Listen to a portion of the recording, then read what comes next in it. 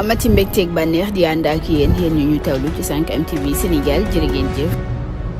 mbokk internet yu 5M TV Sénégal dal leen jàmm ci xibaar yi lee ñu war a nag xool ci lu ñu jëmal kanam rawatina ci suñu wàllu dundi nag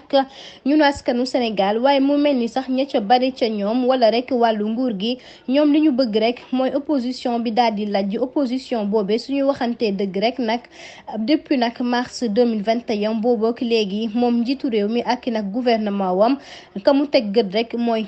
kile di Ousmane Sonko moom rek la daal di teg gët ngir nag bëgg ko faagaagal maanaam jëlee ko fi rek moom loole rek la bëgg mu mel ni résultat yi nga xam ne am na ko jëmee ci askan wi doyu ko ndax bu xoolee ni askan wi moom jamono ji Ousmane Sonko rek lañu daal di de jox nag bopp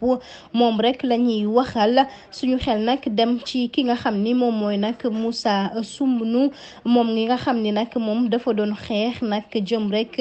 ci wàllu projet bi nga xam ni Ousmane Sonko tegaloon na ko waaye itam jël ci projet bi nga xam ni rek moom moo nekk ci hôpital yi lee rawatina plateau technique ñi ngir rek bu ñu demee rek ñu daal di leen faj ci anam yi gën